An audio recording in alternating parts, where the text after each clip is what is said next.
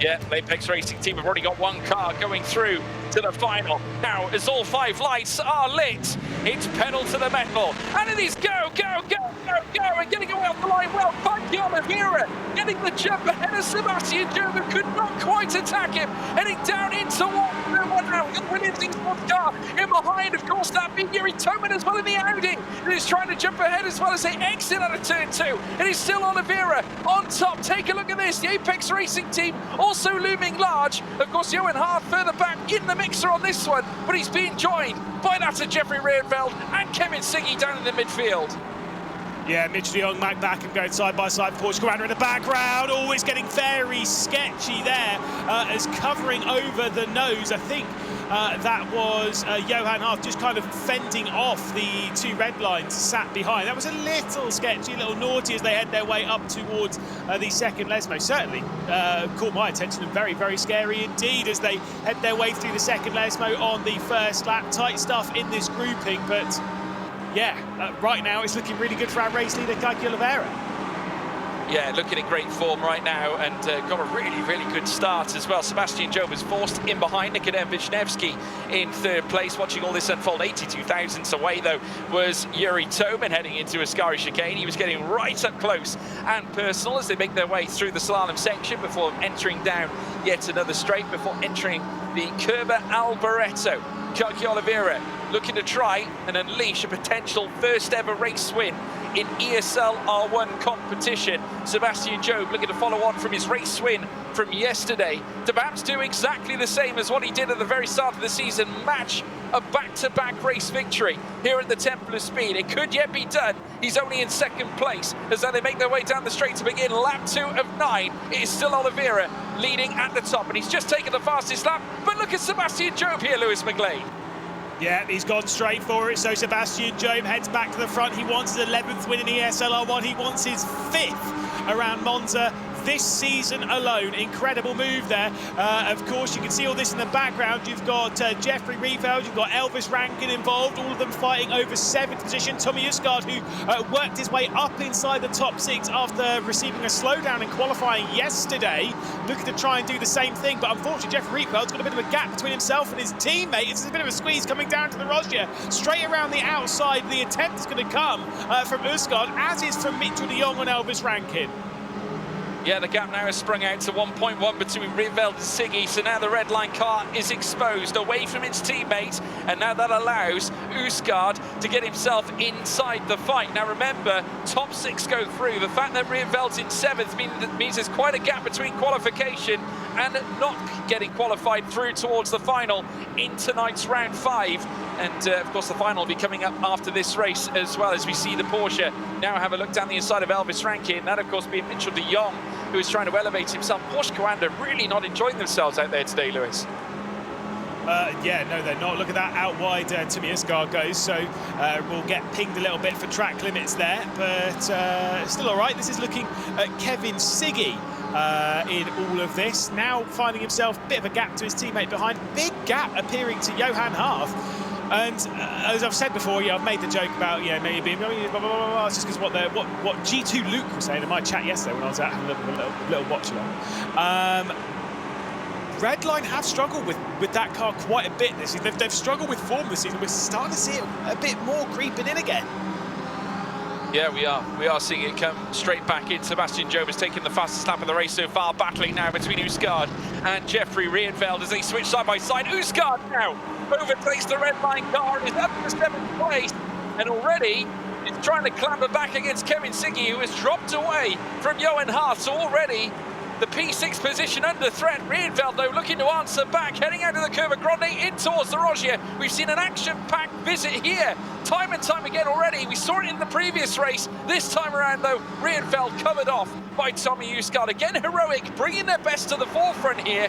And with Siggy losing time, Usgaard still within that second gap. It's just gone outside now.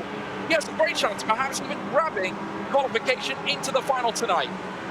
like I said, he basically did the same thing yesterday from obviously from slightly harsher scenarios, but on a technically a weaker grid, all things considered in the knockouts, working his way from a slowdown up inside that top six. Tommy Usgaard is trying to do exactly the same thing again, but he's got now to fend off one team red line car of Jeff Rietveld whilst trying to close up the other of Kevin Siggy. Do I think Tommy Usgaard has the pace around here to do that? Yes. Will he do it if he keeps making mistakes like that? Absolutely not. Too wide going through the exit of Ascari for the second consecutive lap, and now he's going to lose out to Jeffrey Rietveld. This could be curtains for any of this group progressing their way through into the final later on this evening. Yeah, absolutely, running wide on the outset of Ascari and then leaving himself a lamb to slaughter. As now in comes Jeffrey Rietveld, retakes the place. We've got a drive-through. Nikodem Wisniewski in the pits. A drive-through penalty as he has to serve it here. Goodness me, what has decided that as we see battling down towards turn one? I'm going to assume that was a jump start from Wisniewski. It's the only real thing we see drive-throughs in this championship. So Wisniewski will drop back the order, our round winner at the previous one at the Nürburgring. The inside line being taken from Tommy Usgaard, trying to pick up the position here on Jeff Rietveld. And suddenly, this position has so much weight for it. Get in the top six and you progress through into a final. Rietveld's fighting for it, Usgaard's fighting for it, Elvis Rankin's fighting for his second ever top six in ESLR1 and his first ever final courtesy. He's got to fend off De Jong in the background. Yeah, the value has just crept up, as you so rightly say, with Nikodem Wisniewski now coming into the pit lane. Just see some muttering there from Jeffrey Rietveld. We saw him, of course, displaying his anger as then Usgaard tried to launch the attack against him for that P6 position. And now, with Elvis Rankin also smelling an opportunity and perhaps laying claim to qualification himself for the final, this has definitely become a very gripping scenario. Down the Soralio straight they come, Elvis Rankin watching everything unfold, Mitchell de Jong doing the same. There's quite a gap between them and Graham Carroll in 10th place, 1.4 seconds as Mitchell de Jong getting closer and closer to the back of the Apex racing car. Rankin coming under significant pressure. I'll tell you this, I've got absolutely no love for Monza in the world of sim racing. I've never enjoyed driving around it myself. I've never gone particularly well around here. But sitting back as a commentator here in ESLR1, it always delivers unbelievable action, and we're seeing that more so here. Elvis Rankin to the inside of Tommy Usgaard as the two-team Redline drivers are checking out. We know that Merc has good drive off the final corner, and that's what we're seeing now. He picks up the slipstream of the two-team Redline cars ahead, but it's Tommy Usgaard with that outside run. Should well be able to hang on to 7th position. Mitchell de Jong with a double slipstream might well wake his through not only on one, but on both. We'll have to wait and see what it's like coming down to the Red Defilio. It's the two-team Redline cars. What's happening between them? Goodness me, yeah, coming together now as we see Mitchell de Jong trying to fend off the approach here from Elvis Rankin, but managing to grasp the 8th place away. Rietveld and Siggy, who are supposed to be working together here, have lost all that time that they had. That gap now is dissipated, and Tommy Usgaard has a chance to once again launch an attack against Redline. Siggy losing out to 5th. Rietveld now takes the place, and now Siggy has got to face Tommy Usgaard, who's now only a mere 5 to 6 tenths away. I'm honestly baffled by that. I am honestly baffled. You don't really see that too often, but still. I mean, hey, maybe there's, we were kind of discussing this last round, of like, is there too much thought between a lot of these teams in the teams championship, because first place has run away so much, so they're almost like resetting themselves in a fight for second in the championship and seem to get that. But on days like this, when RAG have just the single car working their way through into the final, at the moment, when they've been so consistent at being able to do so, these are the kind of times where you need to work together as a team, and that is not what we saw there between Rietveld and Siggy. Obviously, we didn't see the full extent of it. Maybe it was a mistake from Siggy, I don't know. But why would you battle with your teammate when it comes to those kind of scenarios? You're 5th and 6th, bump draft until the the cows come home. Bring it to the checkered flag, take 5th and 6th, and say peace. We'll see you in the final. Yeah, and it's not as if it's a battle between 1st and 2nd either, is it, at this point as well? I'm just looking at the sharp end here, because Keke Oliveira doing a very similar Lasse Sorensen tactic of waiting in behind the race leader here, but he is going to go for the lead anyway, earlier on than expected. Lap 6 of 9, and down the inside comes Keke Oliveira, the man who took pole, but would come under attack from Sebastian Jobe, coming into the latter parts of this race now, here on lap 5, now lap 6, tries to take the place, but loses out. Enter this time Yuri Toman, who looks to the outside around the curve at Grande, can't quite find it, but a statement of intent from Keke Oliveira. He wants his first win here in ESLR1. Yeah, Yuri's too smart though. He knows he will be playing this group right now. He'll be sat there, he'll be patient.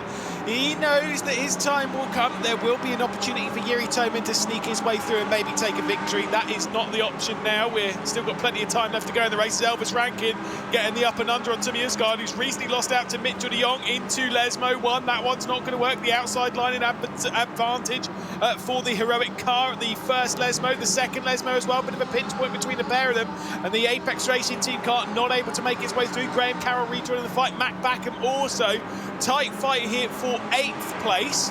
But it does seem as though the top 6 have a fairly secured run at the moment as Rankin comes straight back through.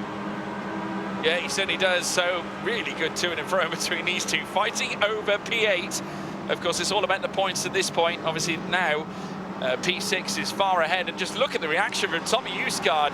He is not happy one iota, losing out to Elvis Rankin, heading through Ascari, and now under pressure from Graham Carroll, who is going to look to try and take the outside line and put the pressure on the Porsche. The heroic car now that is under supreme suffering here is now seeing the Mercedes AMG GT3 now start to swarm on the outside. Tommy Usgaard under pressure once again, and obviously not happy after coming toe-to-toe with Elvis Rankin.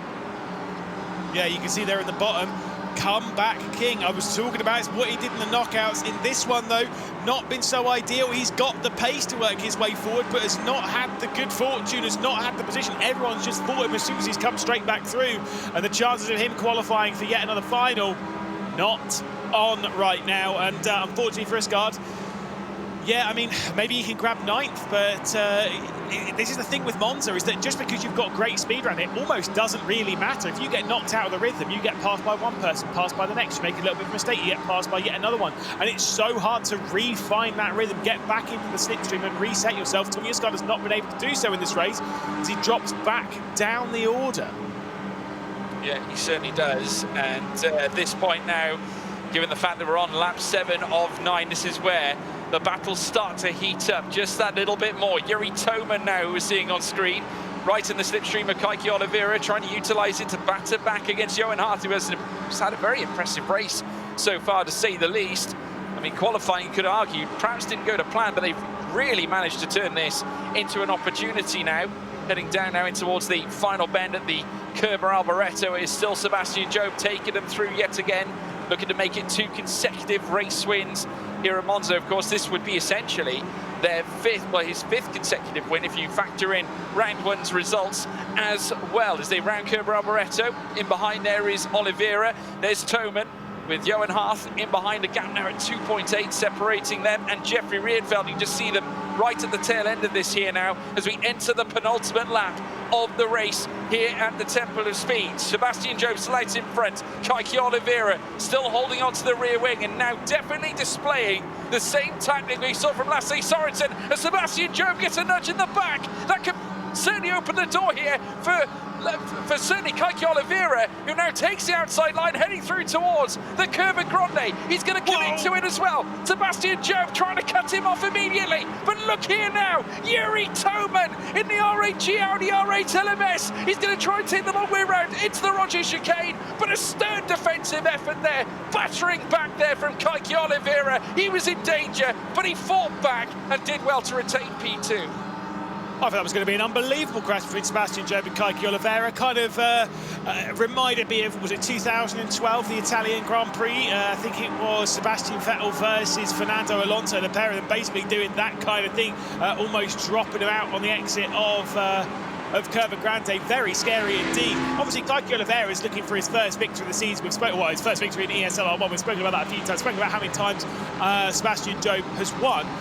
Just want to hammer that one home once more. Of the 13 races that we've had this season, this is the 14th, if my maths don't betray me.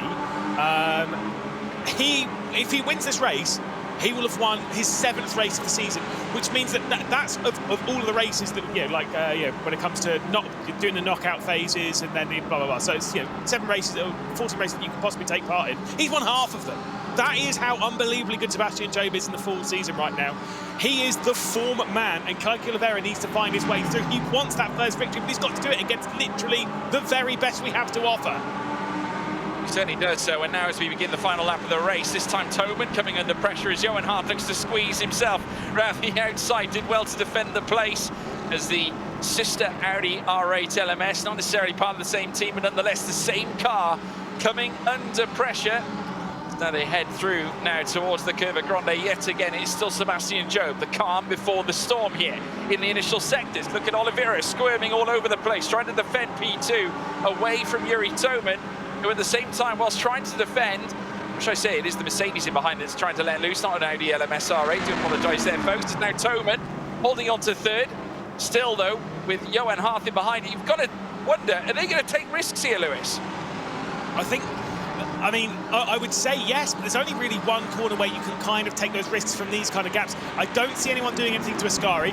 Way too big of a risk. Johan Hart surely won't do anything on Yuri Toman coming down here. It's all about the run down into that final corner. That's where the attempt is. Yes, there is a look from Johan Hart, but he's going to drop straight back in line, George. I don't think there's going to be much of a switch here. There might be a look, there might be a commitment into the Parabolica, but right now things look settled. Yeah, now to tell you, Sebastian Job looking good value to go back-to-back once again here at Monza, as now he makes his way down towards Kerber Alboreto. It looks like it might be too little too late here for Koiki Oliveira, but nonetheless, he's going to be delighted because this will be his best result of the season. Nonetheless, as they head out to the final corner, adulation spread across the folks at G2 Esports, as it will be Sebastian Job, 5 times consecutive, a race winner here at Monza. He is taking it. The GOAT, certainly this season so far, leading the championship. He's going to try and take it all the way. It's Sebastian Job, once again, who takes victory here at the sensational Temple of Speed. And didn't he just do it in style, folks?